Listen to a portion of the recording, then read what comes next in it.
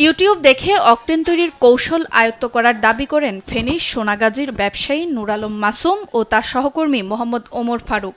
জ্বালানি তেলের সংকটের এ সময় নিজেই অকটেন তৈরির মিশনে নামেন তিনি। যেমন কথা তেমন কাজ, ইউটিউবের বিদ্যা কাজে লাগিয়ে মঙ্গলবার অকটেন তৈরি করছিলেন নূর আলম। এক পর্যায়ে উচ্চ তাপমাত্রায় পাইপ বিস্ফোরিত হয়, এতে গুরুতর দগ্ধ হন দুজনেই।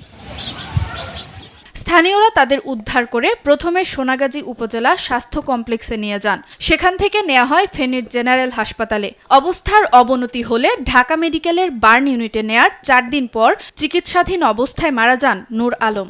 সে পেট্রোল বা অকটেন এটা সে ইউটিউব দেখি সে আগ্রহ আসছে যে আমি একটু চেষ্টা করি। অকটেন বানানোর এত যায় বিস্ফোরণের সে দুনিয়া থেকে বিদায় নিচ্ছে। ভালো উদ্দেশ্য হয়তো অকটেন তৈরি করতে গেছে, দুর্ঘটনায় মৃত্যু হয়েছে।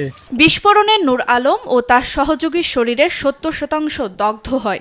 বিস্ফোরণে দুইজনকে আমাদের উপজেলা স্বাস্থ্য কমপ্লেক্সের জরুরি বিভাগে নিয়ে আসা হয়।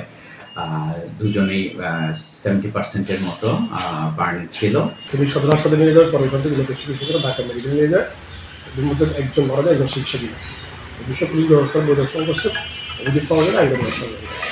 ইউটিউব দেখানো ভিডিও সবসময় সত্য ও বৈজ্ঞানিক নয়, তাই বিভ্রান্ত হয়ে এই ধরনের ভুল কাজ না করার পরামর্শ দিয়েছেন সচেতন মহল।